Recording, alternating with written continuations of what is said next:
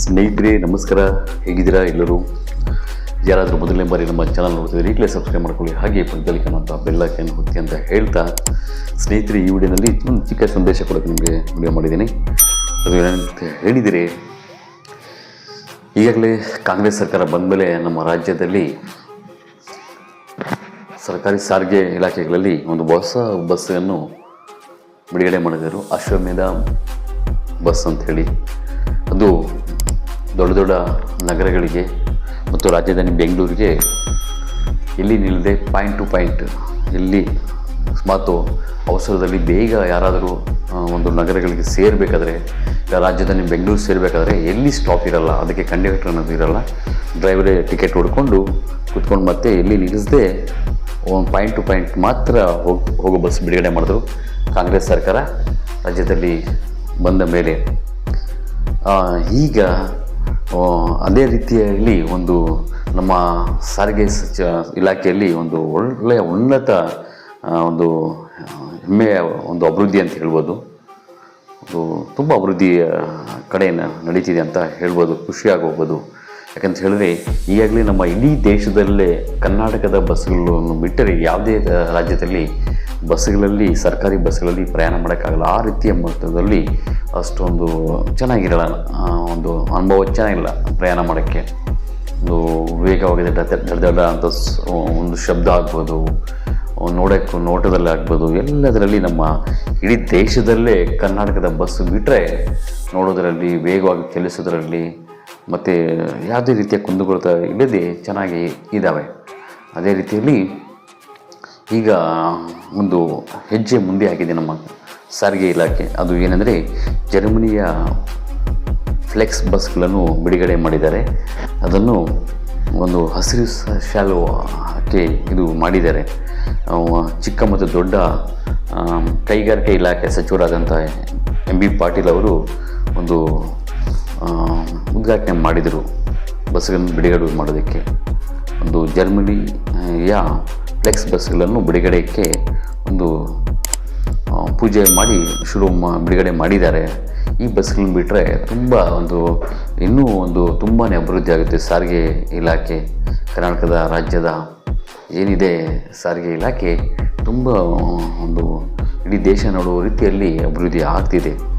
ಸ್ನೇಹಿತರೆ, ಇಲ್ಲಿ ಒಂದು ಗಮನಿಸಬೇಕಾದ ವಿಷಯ ಏನಂದರೆ, ಕಾಂಗ್ರೆಸ್ ಸರ್ಕಾರ ಬರೋ ಮುಂಚೆ BJP ಸರ್ಕಾರ ರಾಜ್ಯದಲ್ಲಿ ಆಳ್ವಿಕೆಯಲ್ಲಿದ್ದಾಗ BJPಯವರು ಇದು ಸಾರಿಗೆ ಇಲಾಖೆ ಮತ್ತು BMTCದು ಏನಿದೆ ಮಾರಕ್ಕಿಟ್ಟಿದ್ರು. ಇದು ತುಂಬ ಲಾಸ್ ಬರ್ತಿದೆ ಸಾರಿಗೆ ಇಲಾಖೆಯಲ್ಲಿ, ನಾವು ಖಾಸಗೀಕರಣ ಮಾಡ್ತೀವಿ, ಇದು ಈ ಇಲಾಖೆಯನ್ನು ಮಾರ್ಬಿಡಕ್ಕೆ ಇಟ್ಟಿದ್ರು. ಆದರೆ ತುಂಬ ಲಾಸ್ ಇದೆ ಅಂಥೇಳಿ ಇಟ್ಟಿದ್ರು. ಆದರೆ ವಿರೋಧ ಪಕ್ಷವಾದಂಥ ಕಾಂಗ್ರೆಸ್ ಪಕ್ಷ ಇದನ್ನು ಮಾಡೋಕ್ಕೆ ಬಿಡಲಿಲ್ಲ, ಹೋರಾಟಗಳು ಮಾಡಿದ್ರು. ಆದರೆ ಇವತ್ತು ಪ್ರತಿಯೊಬ್ಬರಿಗೆ ಗಮನಿಸಬೇಕಾದ ಒಂದು ವಿಷಯ ಏನಂದರೆ, ಈ ವರ್ಷದಲ್ಲಿ ಕಾಂಗ್ರೆಸ್ ಸರ್ಕಾರ ಬಂದ ಮೇಲೆ 5 ಜಾರಿಗಳನ್ನು ಬಿಡುಗಡೆ ಮಾಡಿ, 5 ಜಾರಿಗಳನ್ನು ಇವರು ಏನು ಬಿಡುಗಡೆ ಮಾಡಿದ್ದಾರೆ ಅದನ್ನು ಮಾಡಿಕೊಂಡು ಸುಮಾರು ಅಂದರೆ 60,000 ಕೋಟಿ ಅದು ಖರ್ಚಾಗುತ್ತೆ. ಏನು ಗೃಹಲಕ್ಷ್ಮಿ ಅಡಿಯ ಯೋಜನೆ ಆಗ್ಬೋದು, ಅಕ್ಕಿಯದು ಆಗ್ಬೋದು, ಮತ್ತು ಒಂದು KBದು ವಿದ್ಯುತ್ ಬಿಲ್ ಫ್ರೀ ಇರೋದು ಆಗ್ಬೋದು, ಮತ್ತು ವಿದ್ಯಾರ್ಥಿಗಳಿಗೆ ಡಿಪ್ಲೊಮಾ ಮತ್ತು ಏನು ಪದವೀಧರರು ಇದ್ದಾರೆ ಅವ್ರಿಗೆ ಹಣ ಕೊಡುವುದು ಆಗ್ಬೋದು. ಅವೆಲ್ಲ 5 ಜಾರಿಗಳು ಬಿಡುಗಡೆ ಕೊಡುತ್ತಾ ಇಷ್ಟು ಅಭಿವೃದ್ಧಿ ಮಾಡ್ತಿದೆ ಅಂದರೆ ಸರ್ಕಾರ ಜನ ಒಂದು ಒಳ್ಳೆಯ ಸರ್ಕಾರಕ್ಕೆ, ಪಕ್ಷಕ್ಕೆ ಆಯ್ಕೆ ಮಾಡಿದ್ದಾರೆ ಅಂತ ಹೇಳ್ಬೋದು. ಯಾಕಂದರೆ ಇಷ್ಟು ಜಾರಿಗಳು ಬಿಡುಗಡೆ ಮಾಡ್ತಾನೋ ಬೇರೆ ಬೇರೆ ಇಲಾಖೆಗಳಲ್ಲಿ ನಾನು ಗಮನಿಸಿದ್ದೀನಿ ಸ್ನೇಹಿತರೆ. ಈಗ ನೋಡಿ, ಸಾರಿಗೆ ಇಲಾಖೆಯಲ್ಲಿ ಉನ್ನತವಾಗಿ ಅಭಿವೃದ್ಧಿ ಆಗ್ತಿದೆ. ಈ ಹಿಂದೆ ಕೆಲವು ದಿನಗಳ ಹಿಂದೆ ಹೊಸ ಬಸ್ 2,000 ಬಸ್ಗಳು ಬಿಡುಗಡೆ ಮಾಡಿದ್ರು, ಅಶ್ವಮೇಧ ಬಸ್ ಅಂಥೇಳಿ. ಅದರಲ್ಲಿ ತುಂಬ ಜನ ಪ್ರಯಾಣ ಮಾಡ್ತಿದ್ದಾರೆ. ಅದು ಬಂದ ಮೇಲೆ ನಾನೇ ಇಮಿಡಿಯೇಟ್ ಯಾರಾದರೂ ನಮ್ಮ ಸ್ನೇಹಿತರು ನಗರಕ್ಕೆ ಸಿಟಿಗೆ ಬೇರೆ ಕಡೆ ಹೋಗ್ಬೇಕಾದ್ರೆ ಅಶ್ವಮೇಧ ಬಸ್ ಹೋಗ್ತಾರೆ. ನಾನ್ ಸ್ಟಾಪ್ ಒಂದೇ ಕಡೆನೇ ಅದು ಪಾಯಿಂಟ್ ಟು ಪಾಯಿಂಟ್ ಹೋಗೋದು. ಇನ್ನೇನೇ ಕಾರಲ್ಲಿ ಹೋಗೋದು, ಸುಮ್ಮನೆ ಕಾರಲ್ಲಿ ಹೋಗೋದು, ಡ್ರೈವಿಂಗ್ ಮಾಡಿಕೊಂಡು ನಿದ್ದೆ ಕೆಡಿಸ್ಕೊಂಡು ಹಣ ಜಾಸ್ತಿ ಖರ್ಚು ಮಾಡ್ಕೊಂಡು, ಯಾಕಂತೇಳಿ ಕಾರಲ್ಲಿ ಹೋಗೋದು ಕೂಡ ಅಶ್ವಮೇಧ ಬಸ್ಸಲ್ಲಿ ಹೋಗ್ತಿದ್ದಾರೆ, ಆರಾಮಾಗಿ ನಿದ್ದೆ ಮಾಡ್ಬೋದು, ತುಂಬ ಕಂಫರ್ಟ್ ಇದೆ. ಈಗ ಈ ರೀತಿ ಬಸ್ ಬಿಡುಗಡೆ ಮಾಡಿ ಮತ್ತು ಇನ್ನೊಂದು ಇವು ಜರ್ಮನಿಯ ಮಾದರಿಯಲ್ಲಿ ಜರ್ಮನಿಯ ಒಂದು ಫ್ಲೆಕ್ಸ್ ಬಸ್ಗಳನ್ನು ಬಿಡುಗಡೆ ಮಾಡ್ತಾರೆ. ಅಂದರೆ ಜನ ಇನ್ನೂ ಸ್ವಲ್ಪ ಸರ್ಕಾರದ ಬಸ್ ಕಡೆ ಗಮನ ಹಾಕ್ತಾರೆ, ಖಾಸಗಿ ಬಸ್ಗಳಲ್ಲಿ ಹೋಗಲ್ಲ. ತುಂಬ ಒಂದು ಒಳ್ಳೆಯ ಹೆಮ್ಮೆಯ ಅಭಿವೃದ್ಧಿ ಅಂತ ಹೇಳ್ಬೋದು. ಈ ರೀತಿಯ ಅಭಿವೃದ್ಧಿಗಳು ತರಬೇಕು. ಇದೇ ರೀತಿ ಇವರು ಎಲ್ಲ ಇಲಾಖೆಗಳಲ್ಲಿ ಕಾಣಿಸ್ಕೊತಿದ್ದಾರೆ, ಅದನ್ನು ಹೇಳೋ ಅವಶ್ಯಕತೆ ಇಲ್ಲ. ಪ್ರತಿಯೊಬ್ಬರಿಗೆ ಗಮನಿಸ್ಬೋದು. ಈಗ ಆರೋಗ್ಯದ ಇಲಾಖೆ ನೀವು ಕಡೆ ಗಮನ ಹಾಕಿ ಪಿನ್ ಟು ಪಿನ್ ಸರಿಪಡಿಸ್ತಾ ಇದ್ದಾರೆ. ಏನೆಲ್ಲ ಆಸ್ಪತ್ರೆ ಕಡೆ ರೆಕಮೆಂಡ್ಸ್ಬೇಕು ಮಾಡ್ಕೊಂಡು ಹೋಗ್ತಿದ್ದಾರೆ.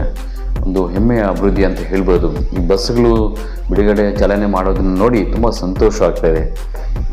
ರಾಜ್ಯ ಸರ್ಕಾರ ಒಂದು ಒಳ್ಳೆ ಈ ಬಸ್ಸುಗಳನ್ನು ಬಿಡುಗಡೆ ಮಾಡ್ತಿದ್ದಾರೆ. ಅಂದರೆ ಎಲ್ಲ ರಾಜ್ಯಗಳು ನಮ್ಮ ಕಡೆ ನೋಡುವಂತಹ ಸಮಯ ಬಂದಿದೆ, ಒಳ್ಳೆಯ ಬಸ್ಸುಗಳಂತ. ಈಗಾಗಲೇ ಇರುವ ದೇಶದ ಎಲ್ಲ ರಾಜ್ಯಗಳಿಗೂ ಹೋಲಿಕೆ ಮಾಡಿದ್ರೆ ಸರ್ಕಾರಿ ಬಸ್ಸುಗಳು ನಮ್ಮ ರಾಜ್ಯದ್ದೇ ಚೆನ್ನಾಗಿರೋದು. ಹಾಗಾಗಿ ಪರವಾಗಿಲ್ಲ, ಒಂದು ಹೆಮ್ಮೆಯ ಬೆಳವಣಿಗೆ ಅಂತ ಹೇಳ್ಬೋದು ಇಲಾಖೆಗಳಲ್ಲಿ.